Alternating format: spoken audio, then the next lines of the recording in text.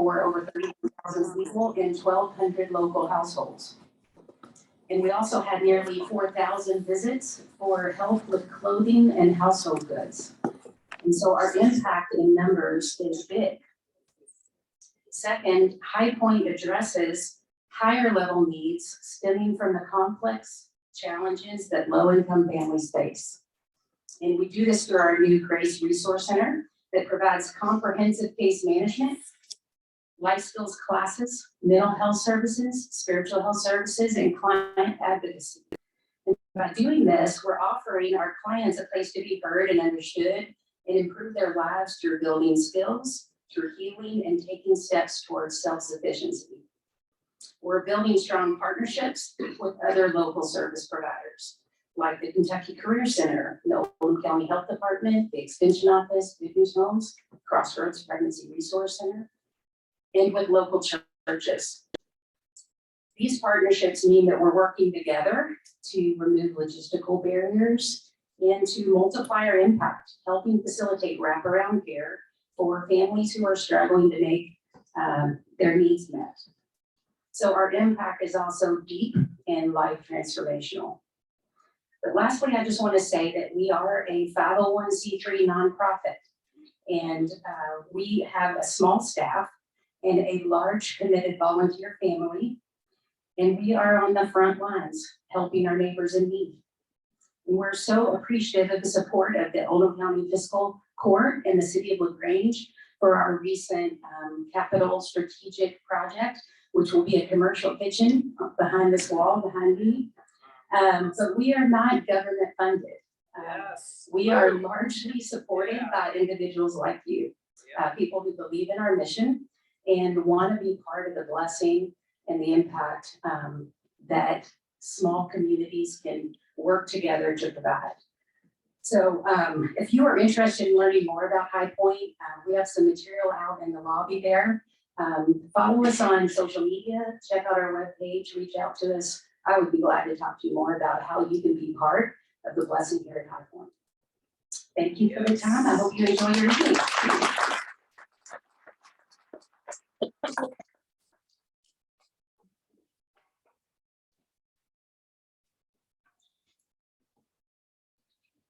Okay. So thank you for attending this portion of the meeting, which is going to be a candidate forum between Judge Executive David Voegele and Albert Harrison. Before the meeting started, we did flip the Donald Trump coin. It's kind of like football, I guess. Albert won the toss and deferred to the second half, if you will. So Judge Voegele is going to start.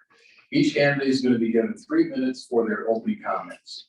Questions were solicited in advance, not only for this meeting, but these two have seen me before. They just spoke at our LaGrange Rotary Club meeting 2 weeks ago. So I looked at some of the good questions there and the questions that we solicited here and have combined them into what we will offer up to the candidates tonight. We'll try to get as many of those questions as we can. And the questions that we are going to be talking about are things that we feel have the most relevance to us as Oldham County voters. Questions will be rotated between each candidate. Each candidate is going to get 2 minutes to respond to a question. Debbie here is assisting us as the timekeeper, so she'll let them know, give them the 30-second sign and the stop sign. So make sure we stay on track here. A few ground rules. The Q&A is going to end at approximately 7:55. And then we'll have each candidate give 2 minutes of closing comments, okay? The forum is being broadcast on Zoom. So we do have a few of our members that aren't here tonight that are listening in, and it is being recorded as well. Last comment, let's be respectful of our candidates. Let's not interrupt them with audience reaction or applause.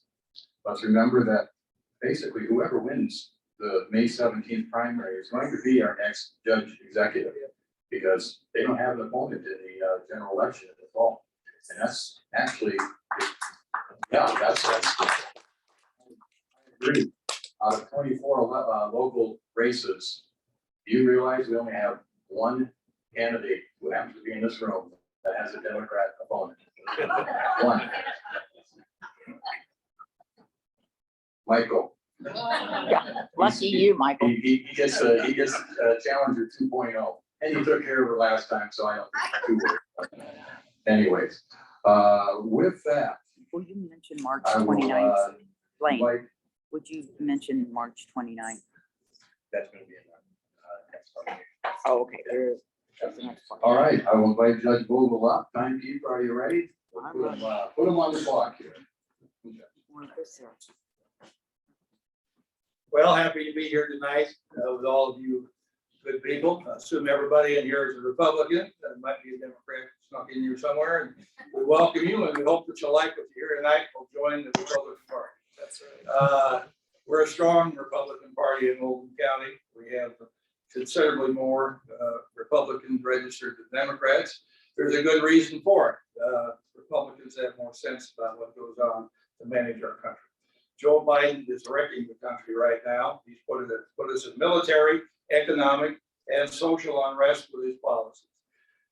We're a long way from Washington. We're a long way from Ukraine.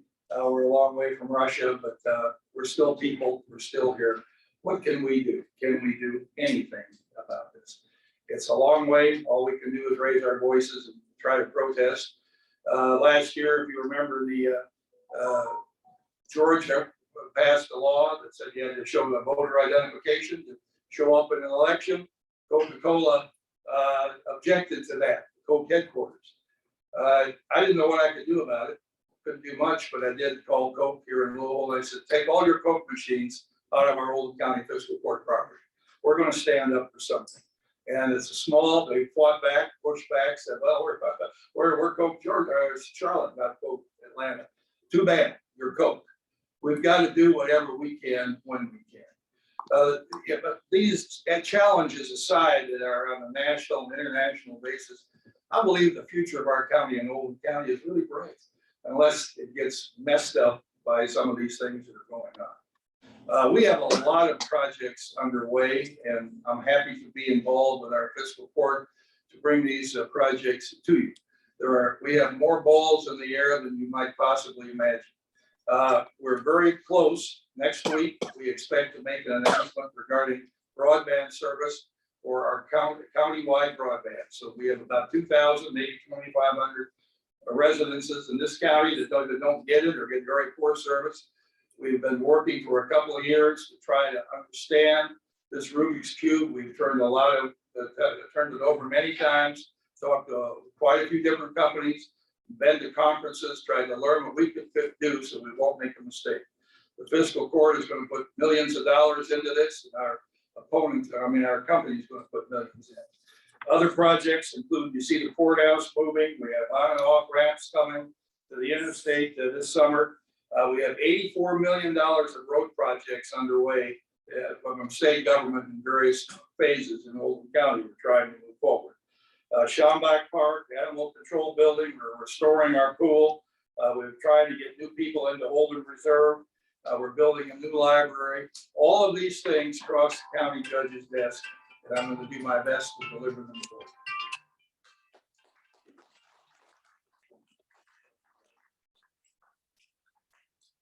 Thank you for this opportunity to address all of you. Some of you may not recognize me. Because typically I'm wearing a veteran's ball cap like the gentleman here in the second row. I'm not usually wearing a blazer. Most of you will be accustomed to seeing me with a machete in my right hand and a 4-pound sledgehammer in the belt. That's what I do for a living surveying. Like several of you, I was not born here in Oldham County. I was born in Jefferson County, raised in a number of places. When I was little, we lived in Middletown, Pensacola, Florida, Benton City, Missouri, 3 different towns, and Washington State, Juneau, Alaska, and Anchorage, Alaska. My parents were not in the witness protection program. My dad was in construction and with jobs work. So that was my early upbringing. I didn't pay attention to it because every place we went, it was a new adventure for me, and I just had fun with it. We finally settled back in Middletown, and that's where the family stayed. My upbringing was rather unusual because my father was an engineer as well as a very talented person in other areas besides math and technical subjects. He was very knowledgeable about the Bible, very knowledgeable about English language, grammar, punctuation, all that. To make my life even more miserable, my mother was a school teacher, a substitute teacher, but she was certified to substitute in math all the way up to calculus, history, English, and Latin.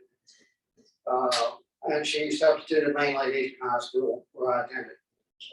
The idea of getting in trouble or saying something untoward as a teacher, that didn't work. Because either she was in school that day or she's gonna be in school the next day, and I was gonna hear about it for several days. So I was pretty much a model student as far as anybody knew. As a younger child, we traveled, as I said, back and forth across the country. My parents used that as a teaching experience for my sister and me.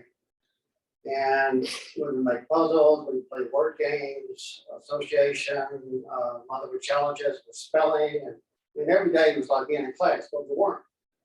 But it carried over into the classroom, and I became very adept at the English language, reading, understanding it, comprehension, spelling, grammar, punctuation, so much so that they now say I'm OCD and suffer severely from it, have been for a long time. But when I read something, instantly, if there's a mistake in the print, in the spelling, it might as well be in red, because I'll see it. My dear wife Linda is here tonight, and I want to ask you to say hello to her. I would say my lovely wife, but if I did, that'd be redundant, because well, I married someone who's not lovely. So she gets a kick out of watching me read the newspaper in the morning, because it is rampant with mistakes. But the attention to detail carries over into a lot of what I've done and a lot of what I am doing and what I plan to do with the county. Because we have rules, we have books, we have guidelines, we have handbooks, and I think they should be followed. I don't think we should be able to arbitrarily make decisions that affect the employees, and we will not do that under my administration. Thank you.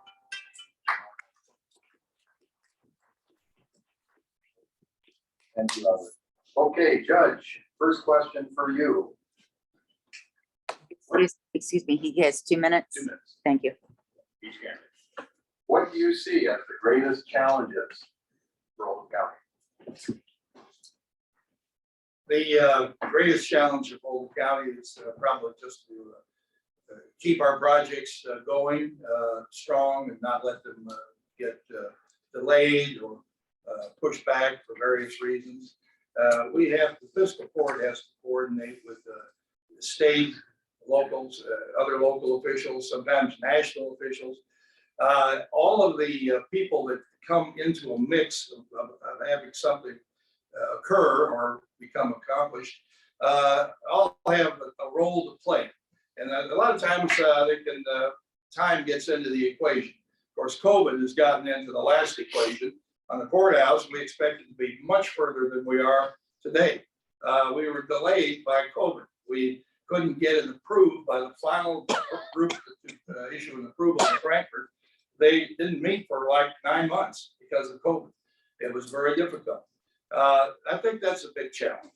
Another big challenge I feel is communication in our community. That's why I put up a couple of digital billboards to let people know what's happening. And I hear over and over again, well, gee, I didn't know about that. Something occurred, no one told me. We have a weekly newspaper. We do not have a radio station. The television stations don't really pay much attention to us. It almost has to be something negative before they will really want to come out here. So getting the people, we don't have a central city. A lot of places have a central city with farmland around the outskirts, a large population in the middle. Our population spread over the entire county. So in order to get the word out to people, it's very challenging. We want to do it. We try to do it with our What's Happening, with our digital billboard, with our newspaper ads we put in, Facebook, every way we can think of. But it is a challenge, and I think it has been, will continue. Thank you. Albert, we've got the same question for you. What do you see as the greatest challenges for Oldham County?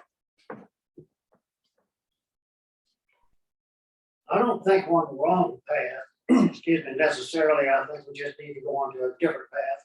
Continue some of the projects that are underway because we need them.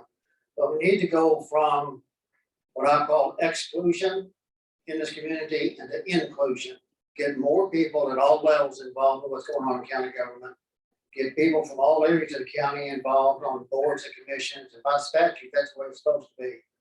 So, I would work on that, also improve coordination between county government and various agencies we have. When I first became a magistrate, I went to visit some of the agencies and found out I was the first magistrate to ever go there, which is a start.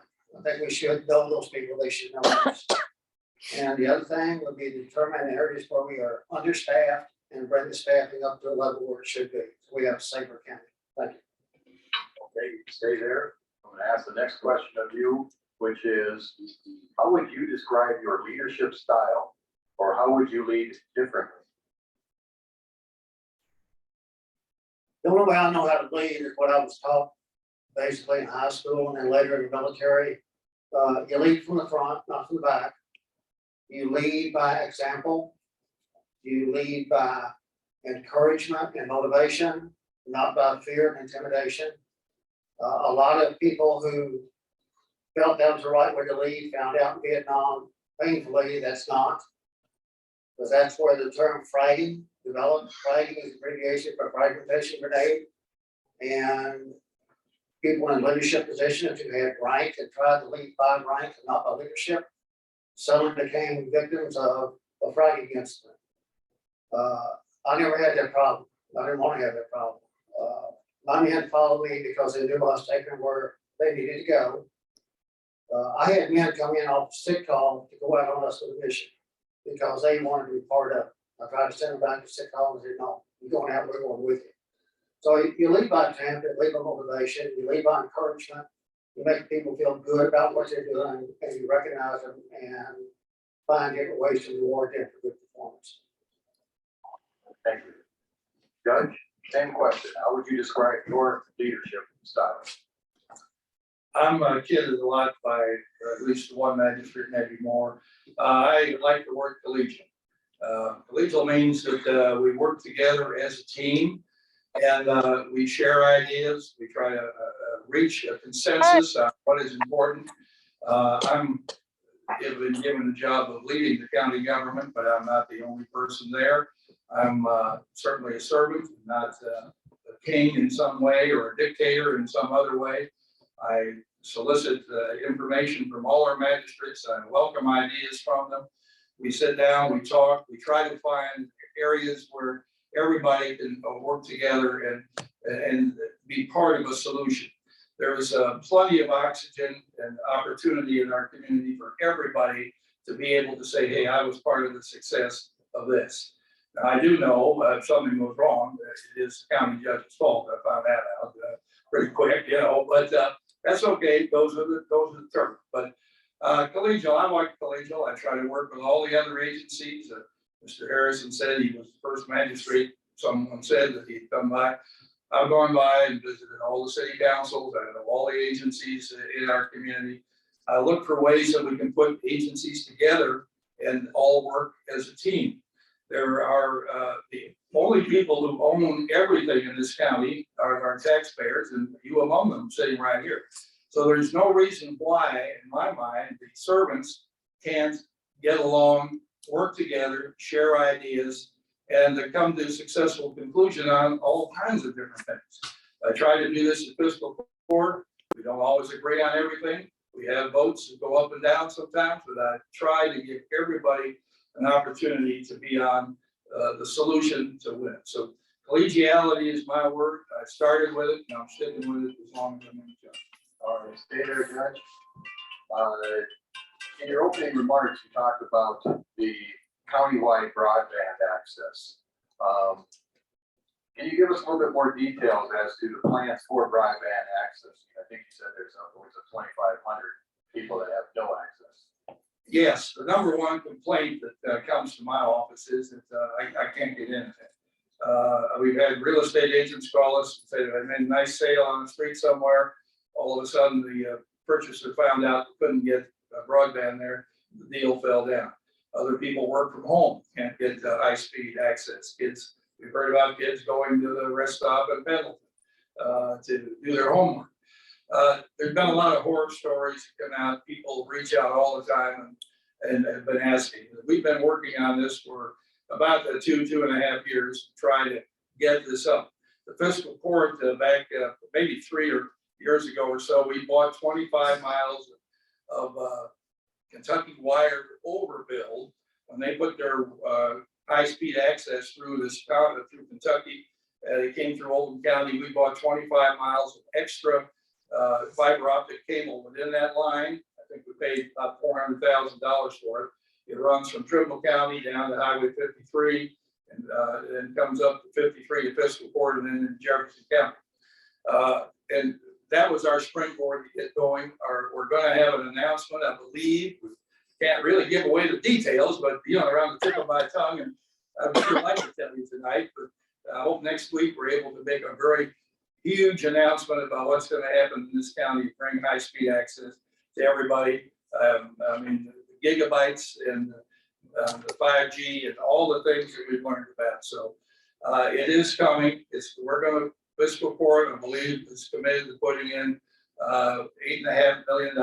We were going to put in 10. We were able to negotiate down with the provider that we're at the the edge of this thing with, negotiate them down a little bit. They're going to put in about 25 million. So this is going to be a 33 or $34 million countywide project. So we're really excited about it, and I hope it's going to serve each one. Thank you. Mr. Harrison, do you have any comments that you want to make regarding broadband access for the county? They're very desperate. What I'm saying with the new broadband is coming in, excuse me, I love allergies. It's going where we already have broadband. The northeast corner of the county, the district I used to represent, Westport area in general, everything from Highway 42 to the river. That has got the least amount of broadband internet service in place in the county. I don't know what the numbers are, but it's terrible. I would hope that some attention would be paid to that part of the county, since the broadband from Cincinnati comes down Highway 42. It has a node at 524 on the eastern part.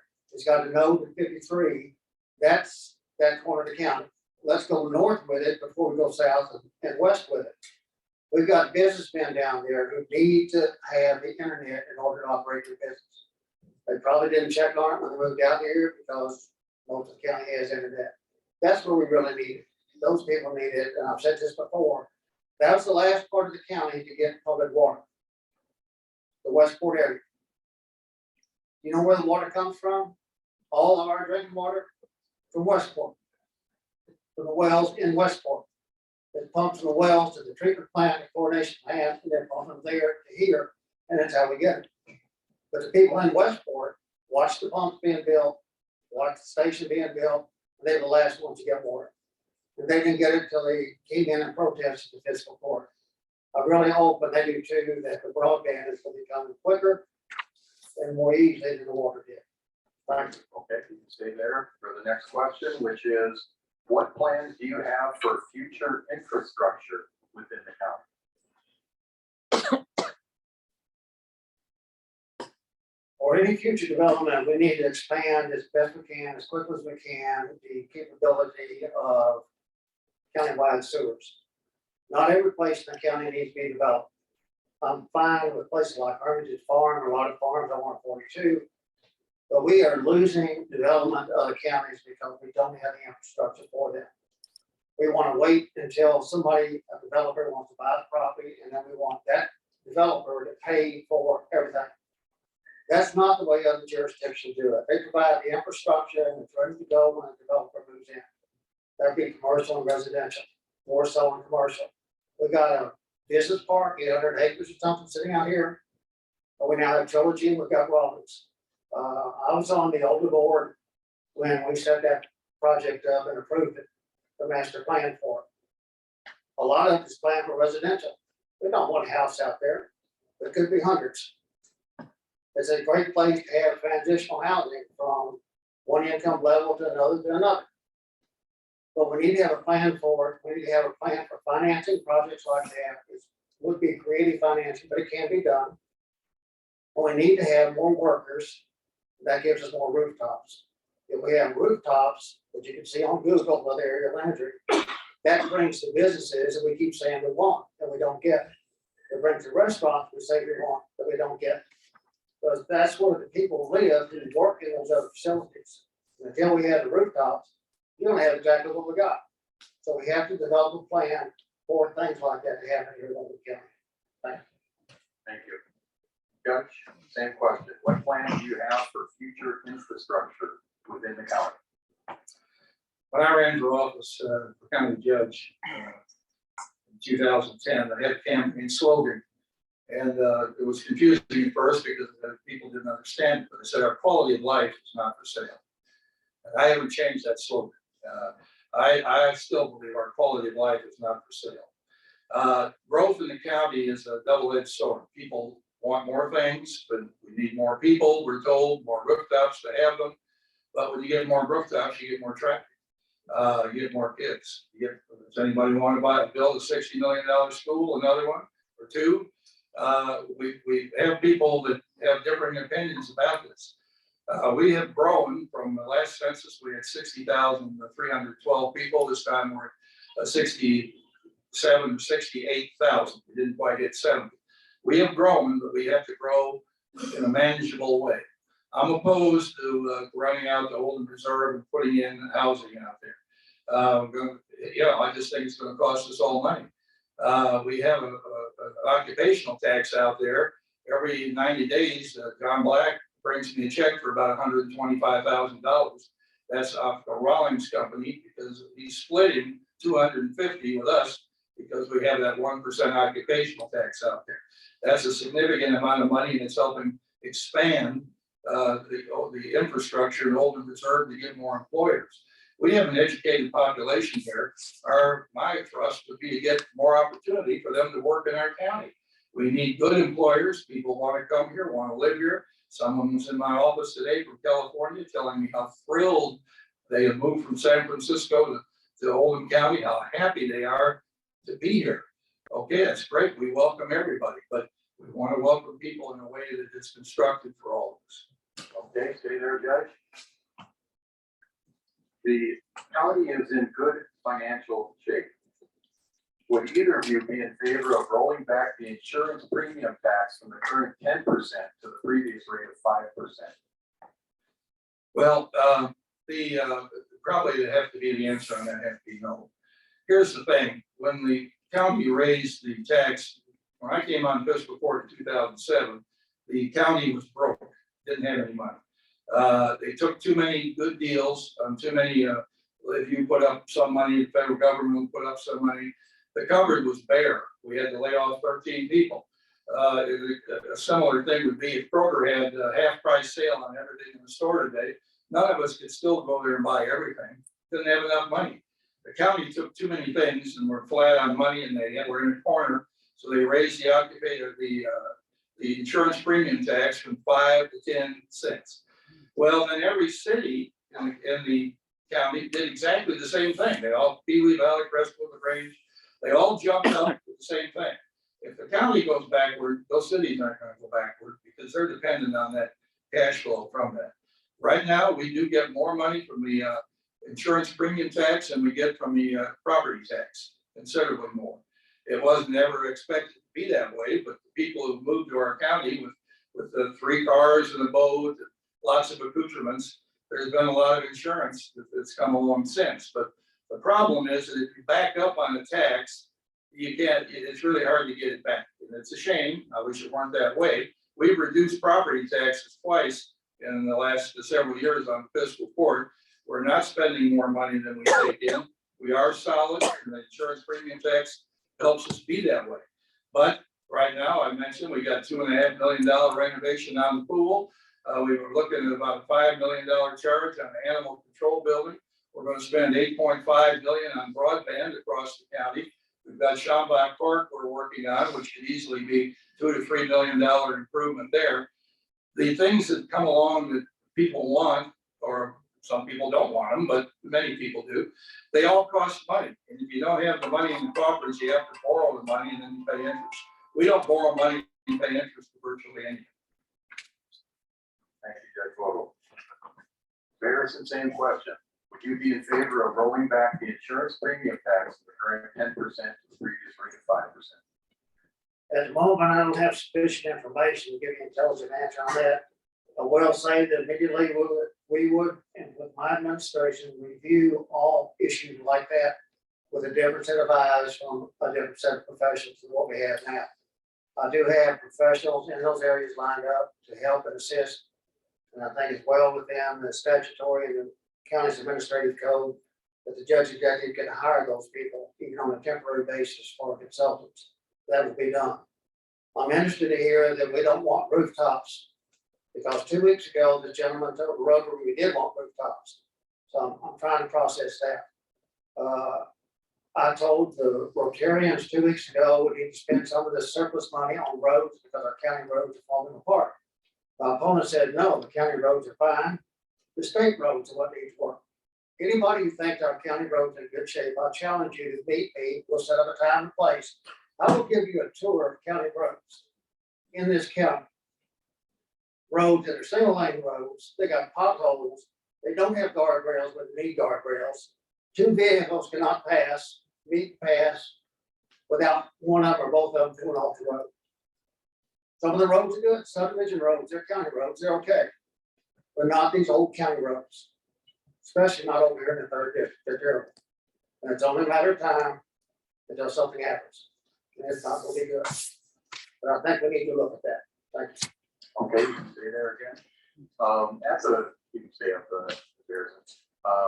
You mentioned Rotary, and I'm gonna ask a question that was asked at Rotary because I thought Mr. Harrison gave a good response, which is after 2.5 years in fiscal court, can you address why you decided to resign?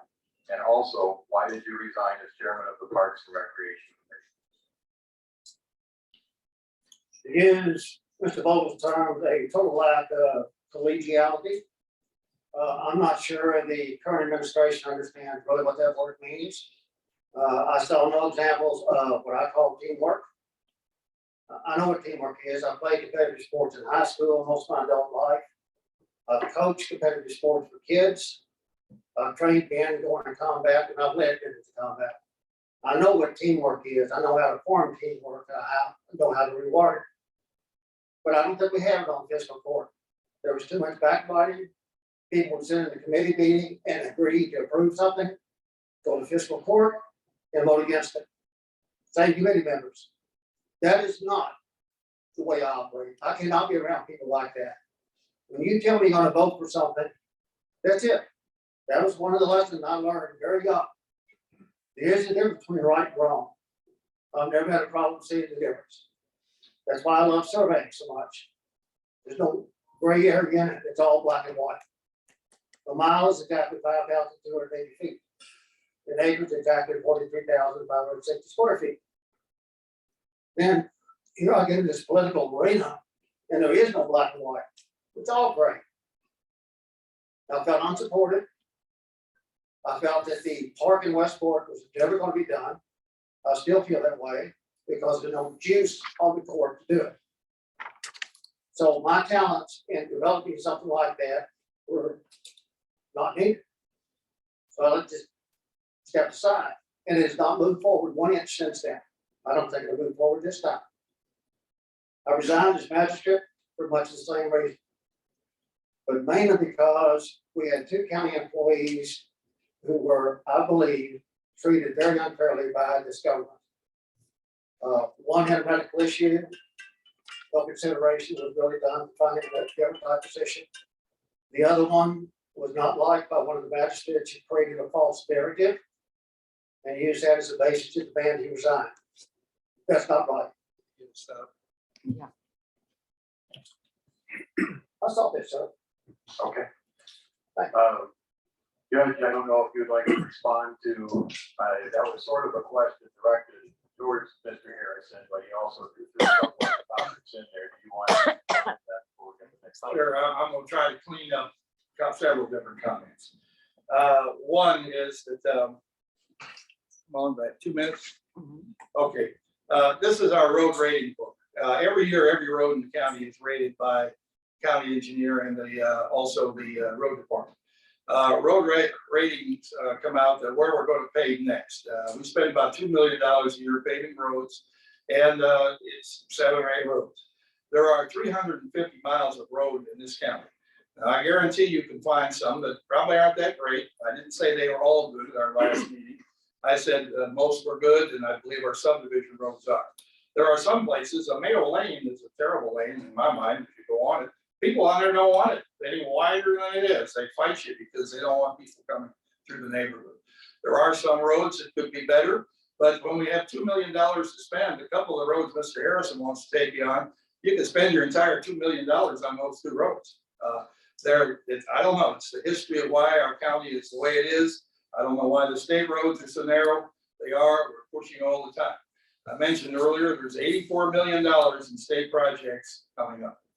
I'm gonna get the boot here in a second. So as far as the housing goes, I said no housing in Oldham Reserve. I didn't say no housing anywhere else, subdivision moving forward, but we gotta move at a pace that we can adjust and adapt and not have to build new schools, okay?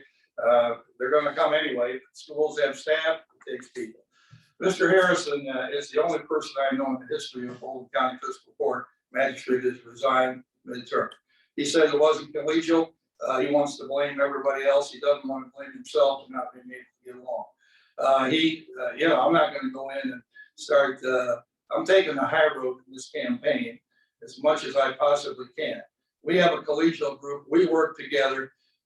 When one person can't get along with 8 other people, it's not the 8 other people's fault, it's that one person. Okay, just stay out there, guys. On the Oldham County website, you have a welcome note. Part of this states that as a county government, our primary objective is to protect our quality of life through, and it's got a few things, including excellent schools. The school district is the largest employer in the county. As county judge executive, how do you or will you support the schools, their students, and their staff to maintain the reputation of excellence that they have come to be known for? I'm very interested in supporting our school system. It's right. It's a huge magnet in our county, and people who move here want to live in Oldham County in large part because of the schools. Not entirely. We have a quality of life here that many people in Kentucky would really love to have. I hear it all the time at meetings I go to. But our school system is a huge magnet. Last week, I mentioned to Dr. Radford, I said, I haven't seen as many stories coming out of the school district in the paper, in the Courier, or whatever, about test scores, other things that make our school system shine. Year after year, it was either Oldham County or Boone County were the #1 county school system in the state, but back and forth, back and forth. It's the same with what is called a quality, good health. We get a good health rating the same way, back and forth. Us with Boone at the very top of the ladder. I'm supportive of our schools. I want our schools to do well. We do everything we can to encourage working with our schools. We have a close relationship with Dr. Radford. I do. I know most of the board members fairly well, some better than others. And I've expressed my opinion recently on how they went about picking a board member. I thought it was wrong, but I let them have it. I let them know, but worked it out with them, and we're all friends again now. So we speak up when we see something we don't like, but we definitely support things that we do like and encourage the success everywhere.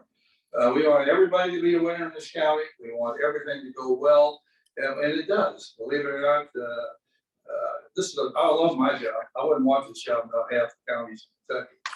Half the counties in Kentucky run out of money in August and have to go to the bank and borrow money. We're not like that. We have enough to support ourselves, keep going, and have things.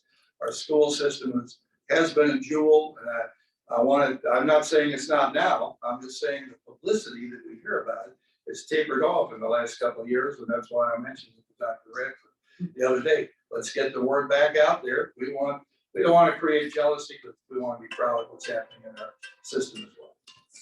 Thank you. Same question. How do you or will you support the schools, their students, and their staff to maintain the reputation of excellence they have become known for? To me, there's a difference between supporting the schools and working with the schools as opposed to trying to control the schools. They are a separate entity. They cannot tell the county what to do, how to do it. I don't think it's the county's place to tell them what their job is. It has been the current administration's policy in all areas to do what I call micromanagement. They tell people how to do it, what to do it, when to do it, where to do it. I agree with General George Patton. If you got something to be done, don't tell me how to do it. Tell them what needs to be done, and then get out of the way and see what happens. They will surprise you. But if you tell them exactly what to do, that's all they're gonna do. They won't display any initiative. They'll just do what you told them to do. That's not leadership. That's control. Too many people in this county feel that they're under the thumb of the existing administration. They're scared to speak up. They're scared to offer suggestions. They've seen this county unfairly dismiss a man of 32 years of service in this county. If they've got only 5 years of service, how do you think they feel about that? If that can happen to that gentleman, what can happen to them? That needs to go away. We need to give these people room to fly, room to grow, and room to demonstrate their talents and what they can do. I think it's unfair to say that. No, I won't say that. No, I need more ammunition. So I think I look forward to working with the school. I've already had my own meetings with Dr. Bradford and some of the other staff, and we've got potential there, but we have to let our other agencies do their thing. When's the last time you heard of a drug bust at a school? You don't hear of it because they cannot do any surprise drug tests or drug searches. They have to notify the administration before they go. So it's not a surprise when they get there, the perks are not there, they're gone. They're off that day, they didn't come to school. We got a great world-class canine animal that can sniff out drugs anywhere, but we're not used to it. We don't want to say there's a drug problem in Oldham County. There is. There are a lot of problems in Oldham County that are getting overlooked and ignored because we're afraid of the reputation of the county. That does not make us safe. Say there again, here for the next question. Roads have come up in the discussion between the two of you. So the next question that I have here, we'll talk about roads. Should the judge executive and fiscal court be involved in discussions on projects such as widening the road and creating turn lanes on 146 or 393 by the Oldham County High School? Or should this be a discussion mainly between the state and the school board, for example? And if you want to go and talk about county roads, I'll let you do that too. No, I'll stick with state. There needs to be better coordination, I think, among the three affected people: county government, board of education, and the transportation cabinet. I have worked with the transportation cabinet off and on for most of my life. You may not believe I'm old enough, and I am. I was after setting blue top grade stakes when I was 64 and under construction. So I'm well familiar from a construction standpoint with the state, and I still have some friends there. But I don't think we're collectively getting all the information in one place that it should be in order for a good decision to be made. We need to put everybody at the table that has a vested interest in it and make it a think tank. Let the state hear from us, let's hear from the state, let's hear from the board of education. And do away with this democracy nonsense of majority rules. Let's do it by consensus, where everybody has a buy-in. We can do the same thing on committees, we can do it in fiscal court. Everybody has a give and take. When you get done at the end of the day, everybody has got something they want. And nobody goes away unhappy. Thank you. Judge? Same question, Judge. What is it? Should the judge executive and fiscal court be involved in discussions on projects such as widening the road and creating turn lanes on 146 or 393 by the Oldham County High School? Or should this be a discussion that is mainly between the state and the school board? No, I believe that the county government should be involved. I want to go back and address one thing here. Mr. Harrison has intimated several times that, well, I micromanage people, run over people. This isn't remotely true. We have 12 department heads. Each one has a lot of flexibility to do things. They manage their departments. We set up a budget at the beginning of the year, and they're free to follow that budget. Now, that doesn't mean I just sit back and try to find out later what happens in the newspaper. And there are a lot of times when I am the last guy to hear something, believe it or not. But when the pool had a problem, I noticed on Facebook, a lot of people were upset because we're going to close that pool next year. Very few people said, who's that park and rec director that didn't keep the pool going right? They all said Judge Voegele didn't do the maintenance there. Well, it came right to my head. So if I'm responsible for this county government and the 200 employees we have, I'm gonna let them run their departments, but I'm gonna try to find out and keep control of what's going on. I don't micromanage them, believe me, you wouldn't believe how much stuff crosses the county judge's desk in the course of a week. It's a tremendous amount of material. There isn't enough time to micromanage everything. As far as, yes, I think when I see a problem in our county, I'm gonna try to fix it. I want that road fixed down there in Buckner, where people are backing up every day. Yes, people expect me to fix it. When the governor came by and gave money for the turn lane in North Oldham, it got out in the media. The next day, people were calling me and say, "Hey, where's Buckner's money? Why don't we get some?" I don't pass the buck and say, "Call District 5 with KYTC and ask them." I've tried to get the fiscal court to allocate money, and we had a disagreement about it. Some did think it was a school board and KYTC problem, not a county problem. But I'm for fixing any problem we've got in this county, and if somebody else won't do it, I'll be glad to try to take it on. Thank you, Judge. Okay, we are at the top of the hour here, so we are up to final comments. So, Mr. Harrison. 2 minutes again.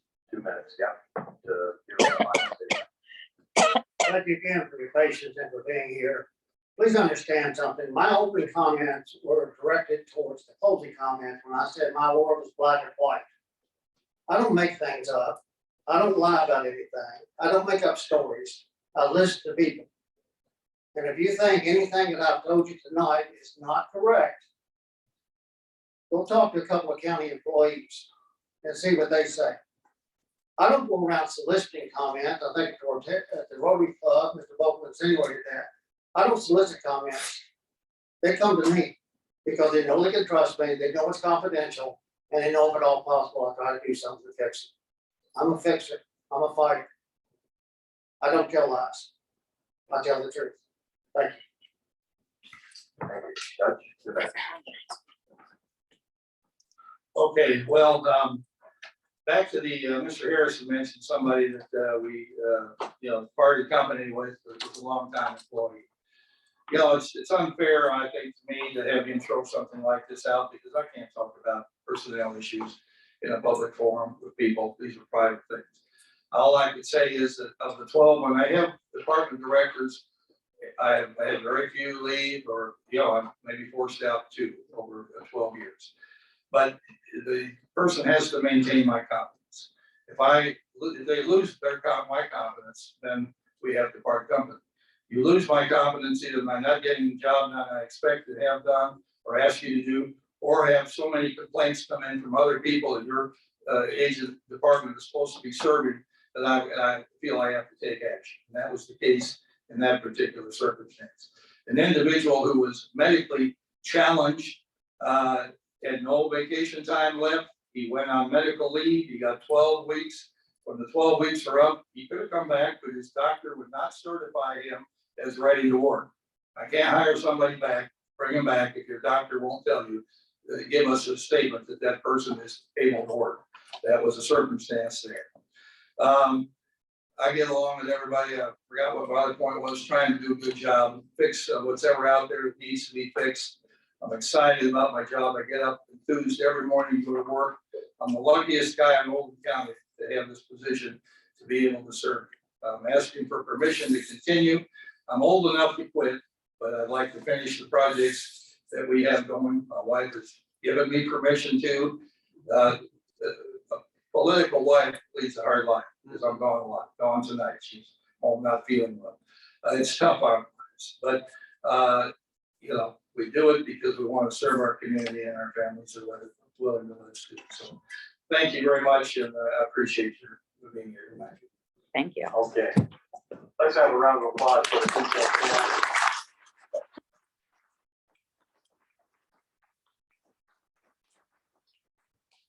And we're going to take I think last time it took about 5 minutes, so about 8:06, I'm gonna come back and get us back adjourned or join back in the meeting. So if I stretch your legs, I know some folks may have only come to hear our candidates. That's fine. I won't take offense if you left right now, but we do have a couple of important things things that we're gonna cover as we come back. We have our committees that I believe are gonna do a report out. And there's some interesting things. I'm looking back at Dr. Lance back there. I'm sure there's some interesting things he wants to share with us. He says sure. And we're also gonna be electing some additional new officers after we come back from the break. Take a few minutes, just stretch your legs, you can use the restroom right back here. We'll come back at 8:06. Again, thank you. Congratulations on your grandma. Yeah, right. Yeah. Listen, nothing like. Well, I hope so. You doing okay? You after knocking on doors? Not yet. Not yet. Nope, I have material on order. It should be in either the end of this week or early next. Keep going.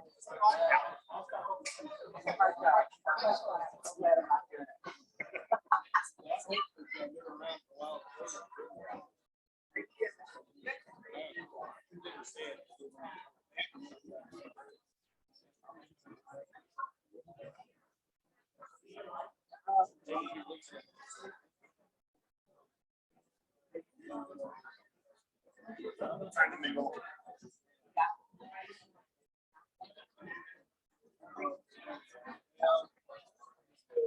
I know. It's really Yeah.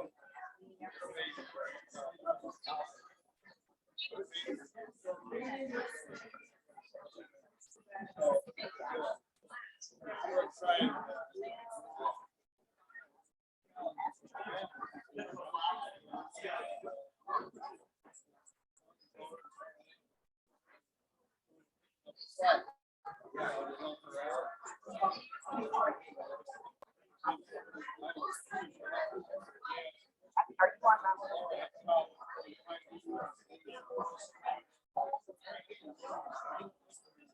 I'm finding out. The 29th, right? Yes, ma'am. Yeah. I need setup. I don't know if what's the name called you today, but you know that.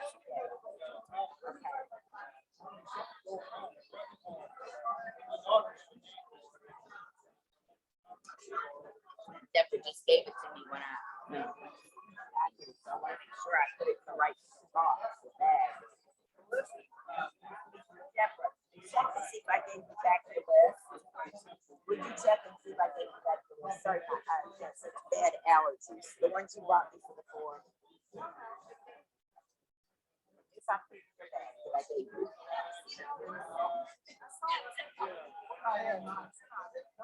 It's on the list sitting on my stuff. I'm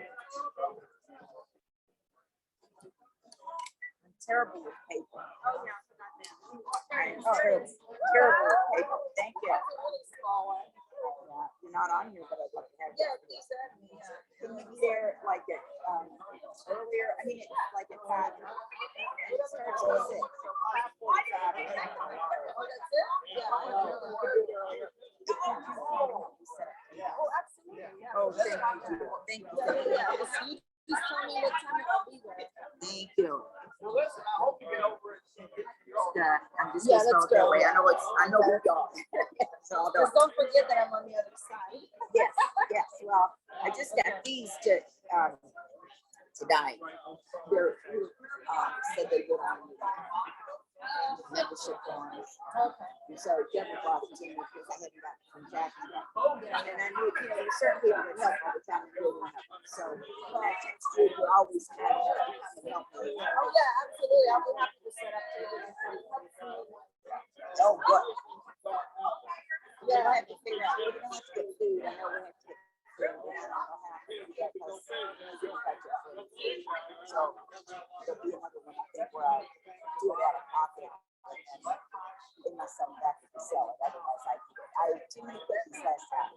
Oh my God. I got 2 dozen cookies and we only sold a few. But we made $66. People just donated and stuff. So I don't want to do that again because I don't want to. I don't even know cookies. That's the sad thing. I really love cookies. Then okay, I could justify why I ate them. You know, I don't. So it's this guy. But I'm thinking about just different juicy things. The last time they did it, we just did desserts and made a lot of money on it. But this time, since tonight, we got that some protein and some sort of oil. Not too good on it. So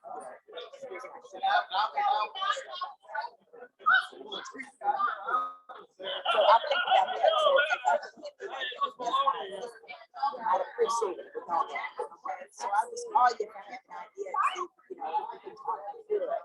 Because I know I got, so kind of help me with fire for it, just like I've done yesterday. That's a great good idea. I'm a good idea executive. I can do things. Okay. Thank you. Well, I've done this a million times. I'm just thinking, you know, like if I say, should we get like pizza or should we get like sandwiches from Subway or something, you know what I mean? Still think sandwiches from Subway are better. I don't know. Pizza is easy. Everybody likes pizza. But what kind do you like? You know what I mean? Well, I guess we just get basic, right? It's like cheese. Maybe I could do that because they don't have their truck. That's what I wanted. I wanted a hometown to bring their truck. But it's not ready for the season. That's what I planned on. And if we don't have to do it, I don't have to come up with the money in the first place. You know, that kind of thing. That's what I was hoping. And so I'm so stopped up. And so that's kind of what I was thinking. But on it, so we're sandwiches, so I have no problem with that too. Sometimes they I'm gonna say that all the time. My kids like it, but you know, they're probably about to it. So they all my sister says put it in the microwave. I just get their salads. I love their salads. I don't know anything. She says put it in the microwave for a second to get soft. And I said, I don't want that. So will that help me? Back to where I started. I had to call the church and find out. Because Wayne put on the things today, but somebody wanted to help the call me. I thought it was going to have to help. Yeah. So I don't know. I appreciate it.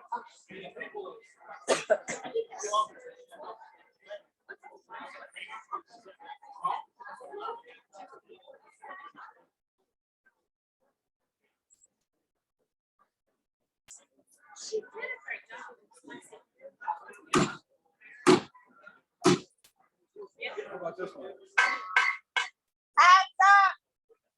Let's come back to order, please. How was that one?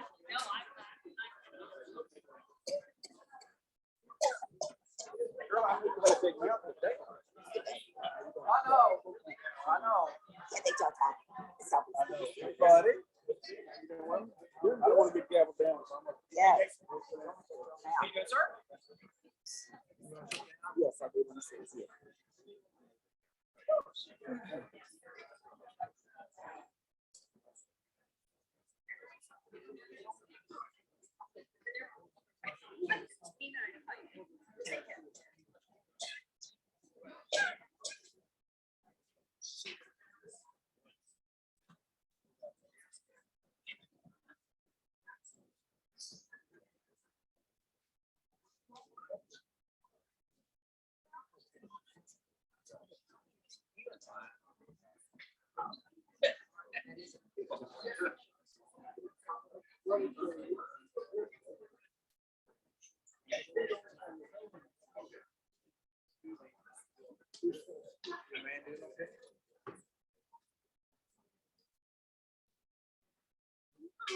All right, come back to order here.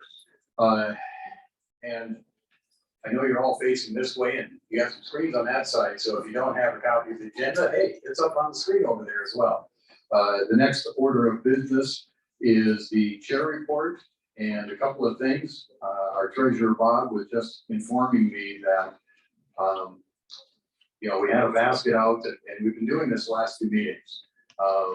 You notice that there was some raffle tickets. Everybody could have grabbed a raffle ticket when you came in. We cannot sell raffle tickets. Okay, that's against the KREF rules, and Lord knows we don't want to get this guy in trouble with the state finances. Well, maybe, No. but no.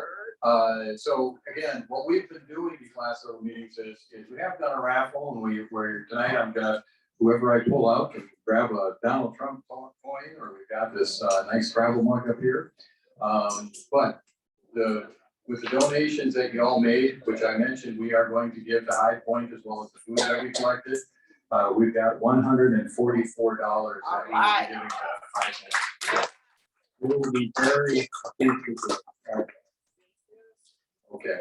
I'm gonna skip down. Mary, as I mentioned, is not here with us. Connor was not able to make it. Connor had mentioned to me that he's trying to organize people. If you want to get hooked up, oh, be careful how I say that now. If you would like to be involved in helping a candidate with phone calls, knocking on doors, things like that.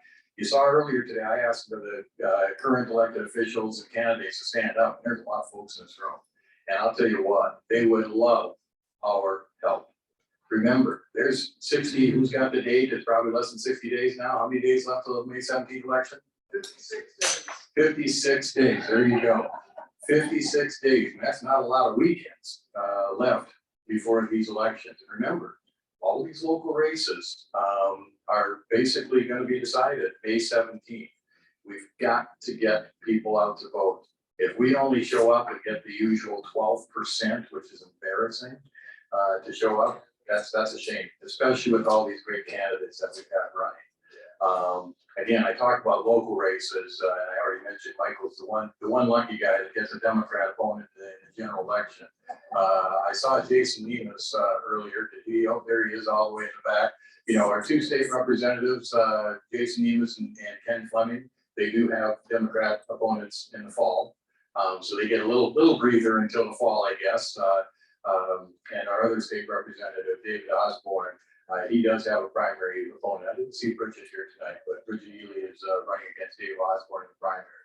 So again, folks, many of these positions are going to be decided May 17th.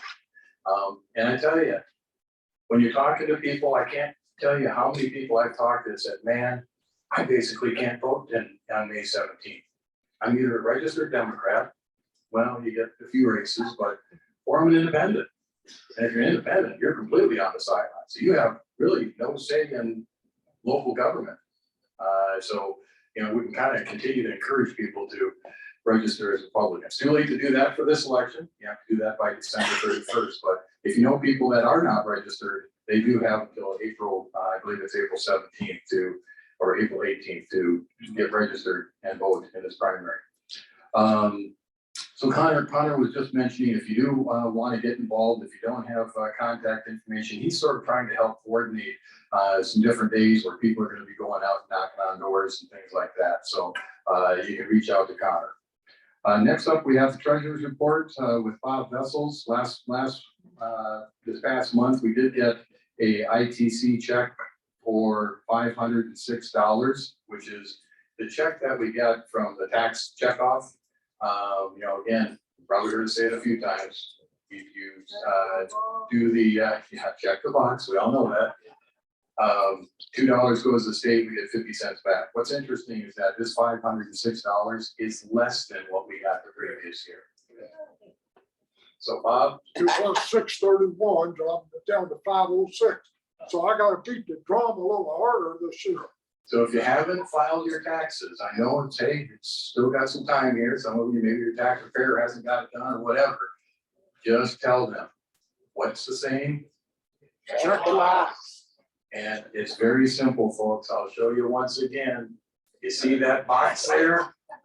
Spouse and yourself. Remember, it does not deduct anything from your tax return. Check your Democrat Okay. kids too. Yeah, sure. Have them fill out the Republican box. No, I yes. do it myself for them. So our current checkbook balance is 21,295. ITC now with that new check is up to 1262, putting our total balance into the checking account at $22,557.91. Did you have anything to add on that, Bob? That's right. Do you have anything to add to the treasury report? No. Okay. That's good. I would accept a motion to accept the treasurer's report. Where'd that come from? Lisa? Okay. Say your name. Bill Furco, sorry. Okay, we have a motion and a second. Any discussion?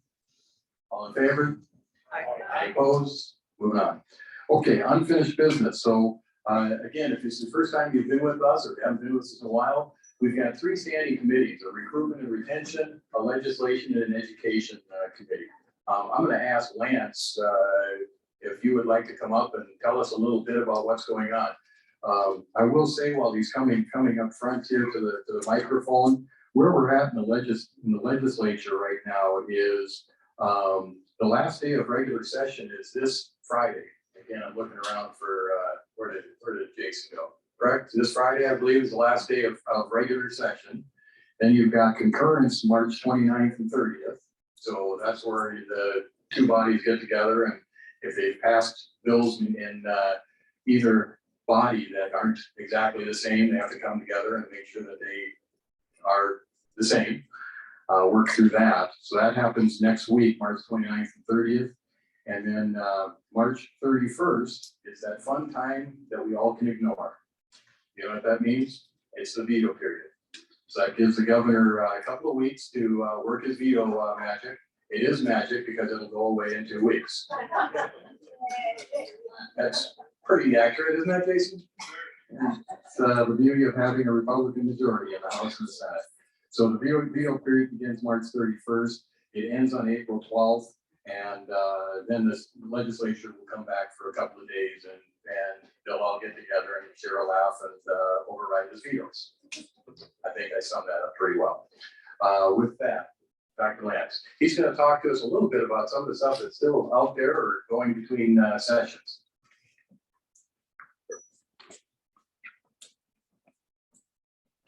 Hello. The first thing that I'm basically just going to brief you on what we talked about at our last meeting. I don't want to waste your time with things that you can't influence at this point. You can still call your legislator, obviously, but it's not going to have a lot of impact. This week is the end of voting, as Blaine mentioned, and so we'll just talk about a few of the things we've previously talked about and where it is in the legislative process. Try to keep this short. We've talked a lot about HB 51. That was a prohibition on the government ordering daycares to put masks on kids. It also has language that includes exemptions from COVID mandates for any reason. So a school board, a government can still pass a quote unquote mandate, but they have to allow an exemption for schools for any reason. So I think that might be the best that we can do. That did pass the House. Pretty good chance it's going to pass the Senate. We talked a little bit about HB 28. That's a more general prohibition on vaccine mandates. That got substantially watered down, but it did pass the House. And so I think it's still a good bill. Hopefully it passes the Senate. That's in the Senate Health Committee. If you want to, send off one last email, find the Senate Health Committee, promote HB 28. We talked last time about HB 3, which is a pro-life bill. It does things like requiring parental consent from both parents to get an abortion and prohibiting the mailing of abortion-causing drugs. That passed the House. I think it passed the Senate as well, but I think that's very likely going to be, even if it gets vetoed, I think that's likely to get overridden. Lindsay's going to come and talk about a lot of the education legislation. If I step on her toes on one of the two that I think she's not going to talk about, HB 63, requiring security officers in schools. That passed the House, likely to pass the Senate. That probably will become law. HB 121, I know this is sensitive for a lot of people in this room, but especially in Jefferson County. This requires a public comment period at any school board meeting. So I don't think that happened here, but in Jefferson County, there was enough of a protest from parents over things that the school board were doing that they literally stopped comment period. And so they just did away with it, which is legal currently. And so this would make it so that you have to have 45 minutes of public comment periods. A couple of other legislation that's unlikely to pass this session, but I think looking forward into the future, these are some forward-looking liberty-oriented bills that we discussed in our session. SB 354 would ban the use of facial recognition software as evidence in court. And so this is seen as a preventative for what's happening in many parts of the state, even in Republican-dominated districts, where under the pretense that we are trying to supplement for, we don't have enough police officers, enough, deputies.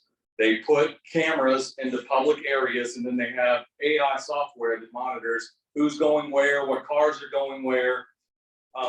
And so even Republican districts have been passing some of this. I believe that Nelson County passed something like this. And so this gets out in front of the set, and it says, even if you catch someone doing something, you can't use any of that AI facial recognition stuff in order to, prosecute someone in court for it.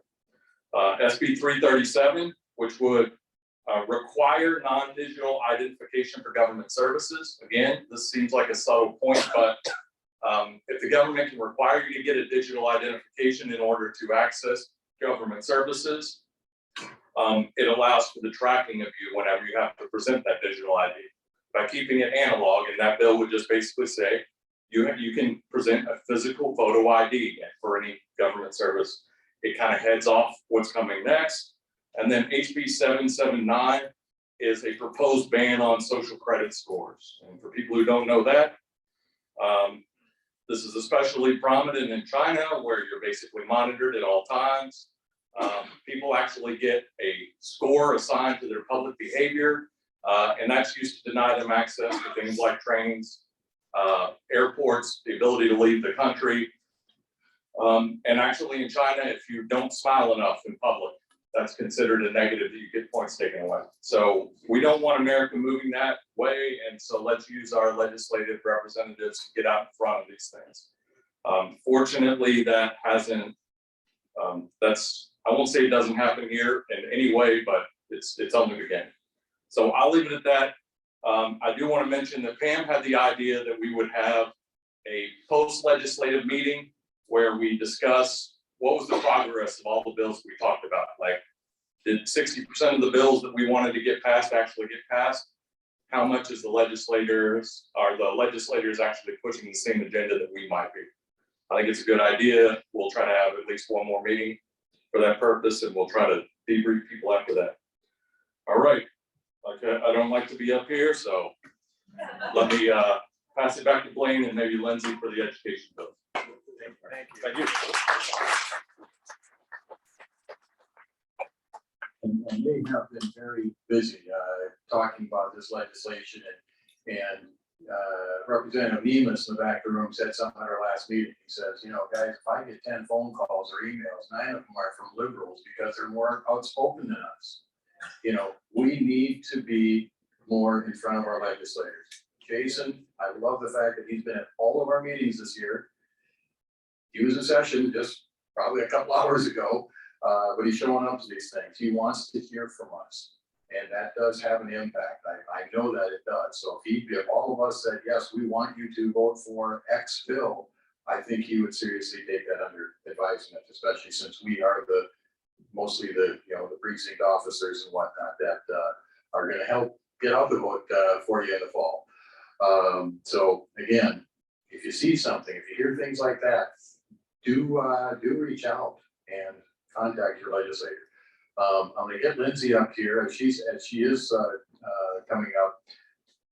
These committees were started this year at the recommendation of you folks. You said we want the ability to have areas that we can talk, not just this 1 hour or hour and a half that we have once a month. So that's why these were created.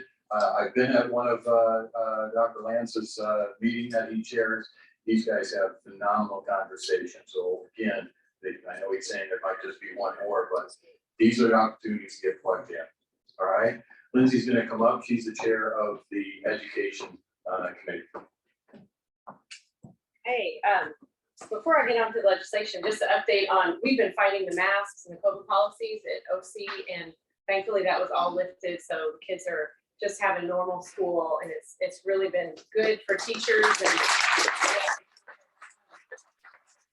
those who are working in the schools. They see a difference, and it's just obvious. The kids are just happier, it's great. So hopefully, HB 51 will get passed through, it passed the House, passed the Senate, and we won't have to worry about that ever again. And it will truly be a parent's decision to put a mask on or not.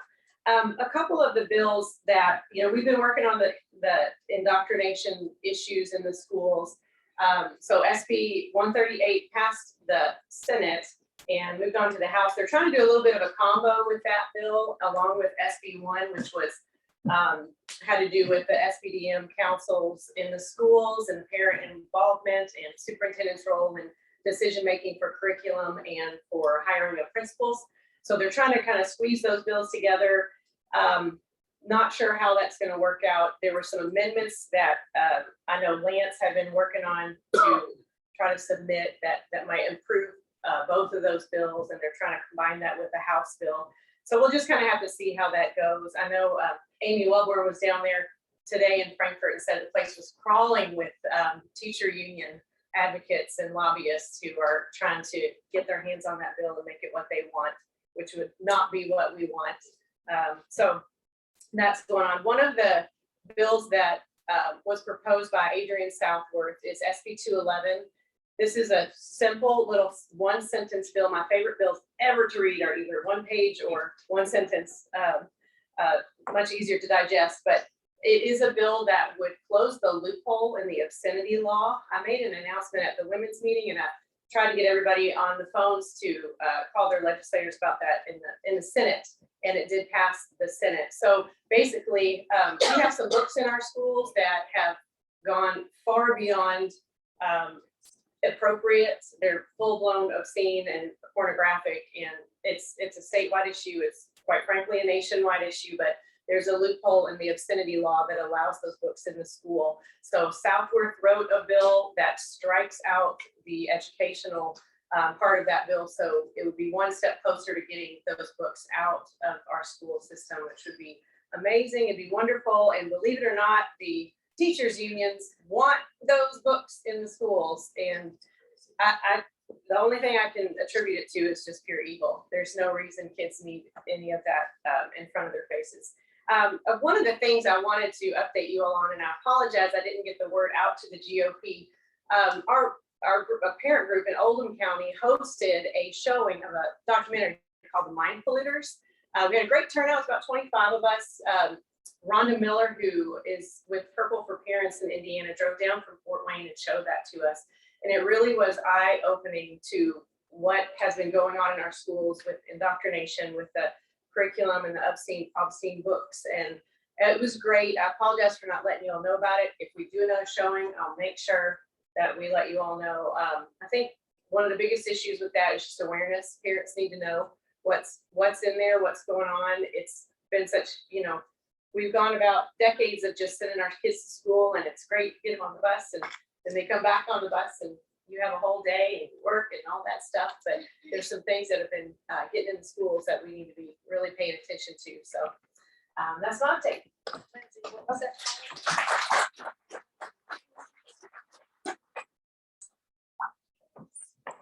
Thank you, Lindsay.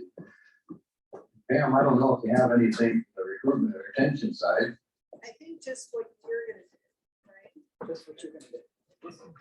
Yeah, I think you're just gonna increase our numbers, which is recruiting and retention. But on the retention side, for 1 second, I would just say, and we heard a little bit of it coming from Connor, and we heard a little bit of it from Lance, but the name of the game is, I want to do something. Action, action, action. That's what these committees are designed to do.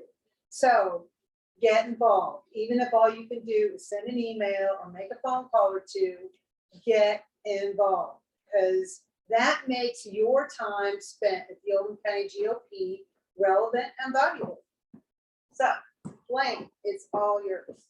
As he's walking, oh my God, he's running away. Oh yeah, well, it's on the agenda too, but while I've got the microphone. So if you have concerns about election integrity, and a lot of people do, we've seen it at some of the things that Daniel's been at.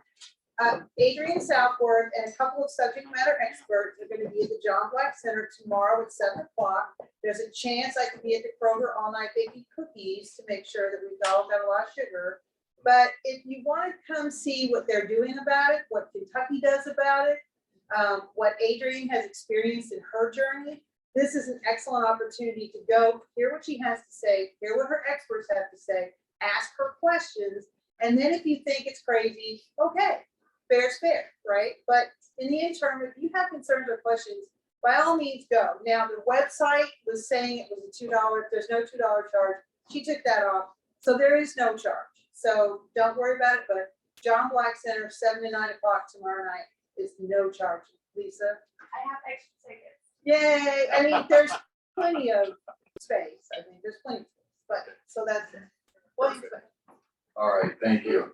Under other committees, the Lincoln Day Committee, you still could use some folks if you want to assist with planning of a Lincoln Day picnic, if you will. The other thing is the candidate forum. I've handed Debbie the mic to see if she would like to give a quick update for the candidate forum, which is 1 week from tonight. We're gonna be at LaGrange Baptist Church. It's gonna be from 6 until 9. We will have some food there for you. It will be all of the Republican candidates. It's called the Republican Candidate Forum. It will be everybody that will be decided in May. Your sheriff, the jailers, all of those people are gonna be there. We're gonna even have the constables and the magistrates will have their own place so that they can hang out and get the direct votes if they're in their district. We're trying to get the word out. We're trying to get everybody there. It costs nothing, but I'm gonna need people to help me set up. I'm gonna need people to help clean up. Those kinds of things. We're gonna meet at the church pretty soon. And I gotta talk to Rick, who is the man that's always allowed us to be there. So we would love for you to come. Invite everybody you know. I have got a flyer now, thanks to Lisa Parrish for doing that for us. And we'll get it to you. All you have to do is call me. I'll text it to you. You send it to all your friends. We had it put on Facebook, on the Facebook. Share these things. We need voters out. May 18th, it's too late. We're gonna have everybody almost decided then except for Michael. So that being said, we don't want to forget Michael in the general. We know when it's decided, we just have to run through it. Yeah, I agree with that. But we'd love to have your help. This is with the Women's Club and the GOP. So I need some help from the GOP. Okay? Debbie, is that Question? LaGrange Baptist Church? Yes. The Grand Baptist Church on Commerce Parkway. Yes, sir. And y'all decided what the format's gonna be, has, is there gonna be kind of presentations for all the candidates, or are there gonna be questions? Exactly how's that gonna be structured? How I've got it in my mind and how we usually run, it's gonna be the same as we do with our club, which is going to be, each person gets like 2 minutes, depends on, there are a lot of candidates, so I don't know that there are a ton of candidates. 2 minutes, then they'll take questions. These questions will not come from the audience. So if you want a question asked for someone, please email, text me. I'm better at text than I am email. It's 28,000. And then you will take those questions. Then you will leave, and then we will have, I haven't decided the order yet, but because as you all have heard, that we're gonna be, David Osborne is gonna be, try to be there. We're gonna have the Republican candidate for Supreme Court Justice there, but both of those guys are in the house. So, they're gonna be late. So they have to go to the back. But other than that, I will get all that out to the candidates. Believe it or not, people, I have called one candidate for 2.5 weeks, and finally I got them today. And I can tell you, if you're a candidate, you better find me not have to find you, okay? Yes, sir. We're gonna have,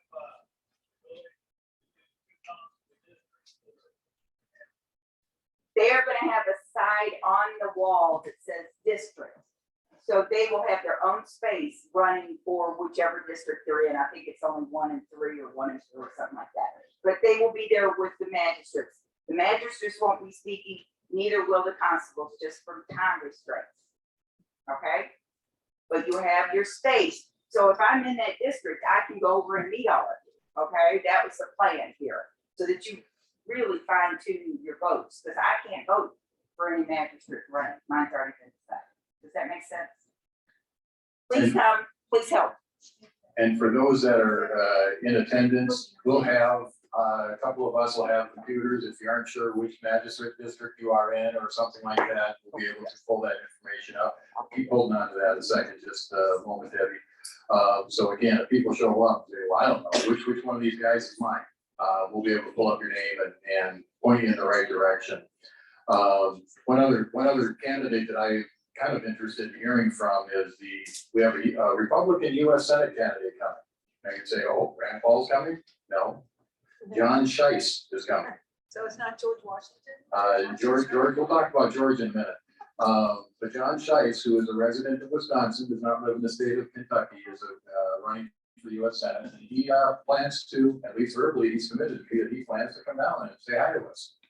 So we'll see what that's all about. There will be food, so bring cash. All right, I'm gonna suspend the agenda without objection, just while Debbie has the microphone. Under announcements, again, I've got up on the screen here as well. Do you want to talk about your next Oldham County Republican Women's Club meeting? I absolutely do. I found a place for us girls. Salt and Light Baptist Church in Ballardsville. We can meet there. Thank you again, Lisa, for giving me that contact. They've been so kind to invite us in. I did take a tour today, know where the key is. And we will be meeting there at 11 o'clock and at 7. And it is right there in the corner. You can't mess it off at 53. The Old Baptist Church. So Dr. Justin Walker, I mean, he's wonderful, kind man. So thank you. Okay, and the speakers are? The speakers are supposed to be the district court judges. And also you've already spoken to. And Lindsay, district court judges and Lindsay, but we're running out of time if y'all didn't notice that. So so we have 6 now. Instead of just the one category, we had to do that. But you were with the jailers, who we only had 4 that time. So we're trying to get through all of them. We don't want to leave anybody out. Okay, so please come to that. Doesn't cost you anything. And last thing, April 30th, what do you got going on? April 30th is a brunch. Another opportunity to meet all of the candidates. It costs $35. All the women are doing all the cooking. And so we had the Grant John Black Center, and it's from 11 to 2. It's on your agenda, but we will be having time to speak one-on-one with candidates. Instead of everybody speaking, we're going to have just a meet and greet where everybody can walk up to somebody and say, did you really say that? I don't think I want to vote with you. Okay. Please come. I'm also the person you send your money to, $35. Please get it to me by April 1st is my deadline, so that we know how much food we gotta make. We're having country ham biscuits to give you all. We good last time. April 30th, 11 to 2, John Black Center. You like RSVPs by April April 1st. 1st, so basically the end of next week.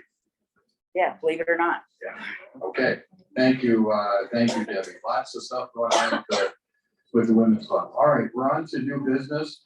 A couple of Mondays ago, we had I'm gonna call it an orientation meeting. We had about a dozen people that showed up to learn more about what a precinct officer position is all about. From that meeting and from other conversations of people that have either been showing up at these meetings historically or have met the threshold of having attended at least 3 meetings with us, we have 5 nominations that we are making for precinct officers. So first, Don Schuler. Don, would you wave? This is Don Schuler. Don, D-A-W-N. Dawn's attended many meetings over time with us. She resides in B104 West Buckner. Most of the ABCD districts are pretty well filled at this point. So in chatting with her, we're going to put her as the captain of F103, which is Glen The second one is David Cecil. David, I saw you. There he is. Everybody see David waving there? Another individual that's been active with us for the past year plus, I would say. David actually he resides in A101 North Goshen, and we're appointing him. There just happens to be an opening in A101. So we're appointing him as the co-captain. Again, when I say that, this will be subject to the vote we're about to take. Andrew English. I think most of us recognize that name. Andrew's not with us tonight. Andrew, a lot of times will Zoom in with us because he's got a couple of young kids, so it's kind of hard for him to get here, but he does want to get more active with us. If you recall, Andrew ran for Secretary of State, whatever that was, 2 years ago. He actually carried Oldham County, but he ended up losing to Michael Adams. So Andrew English, he's in B102, and we're going to appoint him to H101 North Crestwood. Ethan Adams, another gentleman who's been active with us, he's in A104. We're appointing him to A104, which again is an open spot. Andrew English is what, a precinct officer or? Yeah, precinct, I think that's vice chair, co-captain. And that's H101, and then the number 4 is. Ethan Adams, A104 as co-captain. And the last one, John Nelson. John, wave at us here. Everybody see John back there? John's been attending, I think, most of our meetings here for the last 3 or 4 meetings. And he was also with us a couple of weeks ago on Monday. And he is in F102, which is East Buckner, and that happens to be open, so we're appointing him, or would like to elect him as co-captain. So that is the recommendation based on, again, they've met the requirements that we had established of having attended at least 3 meetings and or this orientation meeting that we had. So at this time, I would like to accept a motion to approve these 5 individuals as officers. Michael Ogden, Hold on, who was the motion? Michael Ogden, Second by and second by Stephanie Hawkins. Michael. Logic. Just put Michael L and I'll clean you up. And then And Stephanie H. Okay, we've got a motion, a second. Is there any discussion? Hearing none, all in favor of these 5 individuals? Aye. Any opposed? Congratulations.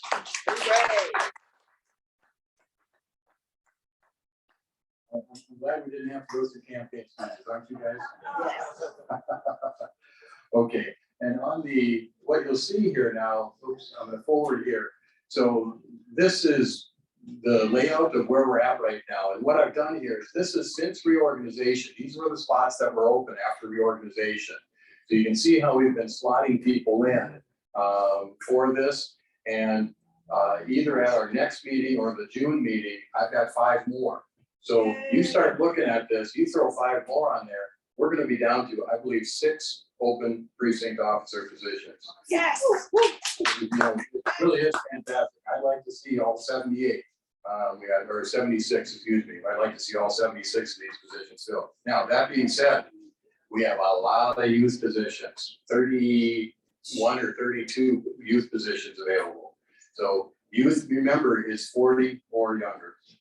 So it's not, 18, 19, 20, 40 or younger, you qualify as youth. So if you have any friends or neighbors, college kids, anything like that, we'd love to get some more of those folks involved as well. Okay. Last thing, trying to go through this quick because you all would like to go home. I'd say go home and watch UK play basketball, but too soon. Too soon. Okay.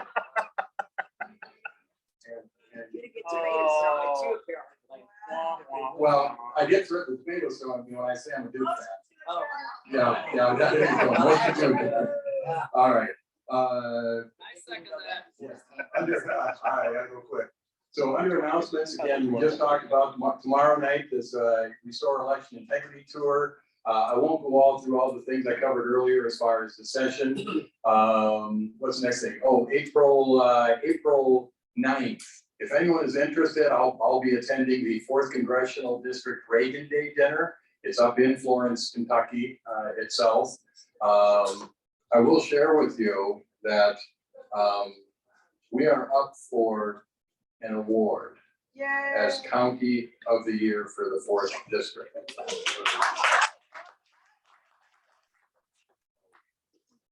Wouldn't that be nice to come back with I'm sure it's a fabulous trophy. What's the criteria? A committee selects it. We put in our criteria with, Our GOP-ness, is that yes, Our GOP-ness, well, our GOP. the fact that we have. that's not. No, I think we gotta rethink that one, Candy.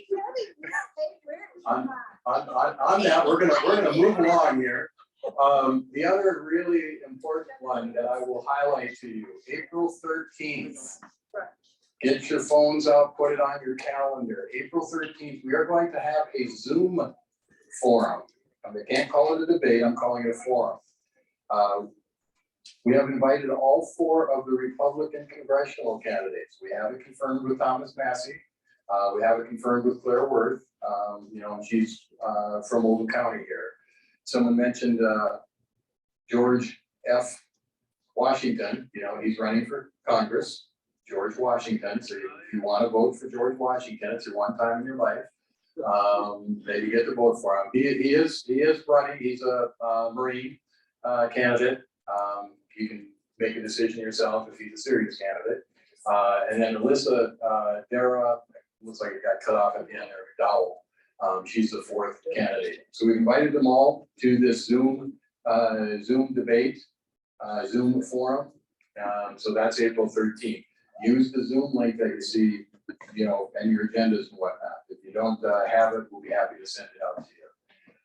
So I think that one will be very much of interest. Our next meeting on April 26th will be starting at 6:30. We've asked, some folks have said, could we start a little earlier, especially since we've been going a little bit longer here with these debates and whatnot. So we're going to start at 6:30. We're going to test that. And we are at the LaGrange Public Library. Okay, I know we're kind of moving around here as we find a permanent home, but we'll be there for the next 2 months. LaGrange Public Library. They've got a nice big room like this. They've got AV, they've got everything that we need. So plan to be with us there. Our candidates, I'm going to just put as a TBA on that. Okay. Last thing, April 30th, Senator Rand Paul, he is having a rally in Oldham County here. So I think it was on the agenda that got sent out. It didn't make it onto this one, but if you got your agenda, it did have a link that you can RSVP. It does need an RSVP. You can request up to 2 tickets to attend this event. 4 o'clock on April 30th. It's sort of a kickoff rally, if you will, for Senator Paul. So I just thought I'd go ahead and highlight that as well on there. Okay. Covered all that. And last page, as always, we've got our contact information for the board, the magistrates, your judge and deputy judge. So we've got all that information. When you came in, if you are a guest with us, hopefully we captured your name and email and contact information. We want to get you on our email list so that you are kept abreast of some of these things that we've got going on. If we didn't get it, check our Facebook page. Again, keeping things updated there as to events and whatnot, as well as our Oldham County GOP page. For you candidates in the room, if you have a link to your Facebook page or anything like that, send it to us. We'll put it on our Oldham County GOP page. And that was the last thing. The timekeeper has told me. I'm just waiting for the motion. I motion to close the meeting. Motion to adjourn by everybody. Oh, yeah, so you play that, you guys. All right, very quickly. All right, so the winning ticket here, we've got these wonderful, we had these last year, Lindsay's neighbor, I believe, made these up, right? These shirts, we're gonna order some more of these. I've got this extra large up here right now, but if you want one, I will get you one if you win. I've got this wonderful 1776 travel mug, and we've got a couple of, oh, by the way, someone may have thought that the Trump coins were giveaways or something. I had 4 of these. I see I'm down to 2. If you by chance happen to find, well, that must be something they're giving away, well, no, that's not, see me after quietly. All right, here we go. So you get your choice of one of these things, and that winning number is 466. Oh, look at that, right in the front row. Oh, the last. I have to get the t-shirt for me. How's that? Well, unless you want the mug. No. All right, now, I think we're taking the motion. To adjourn, yes. All right. Yes. I'll second. To adjourn. we're Deborah. adjourned. Yeah.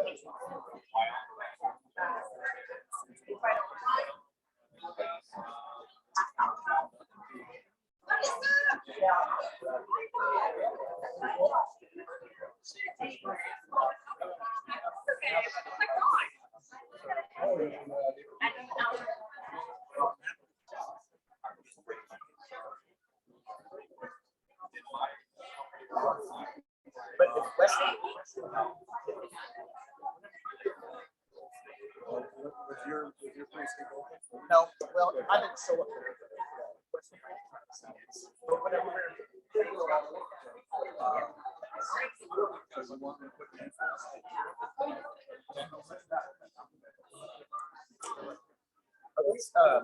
Michael.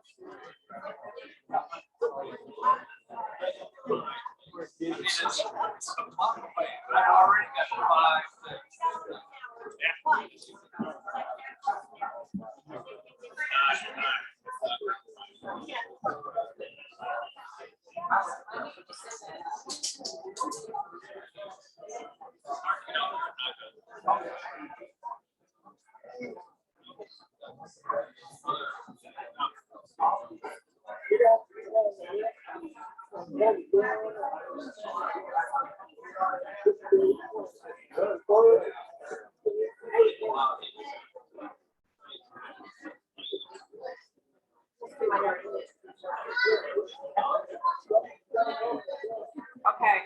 Get off early.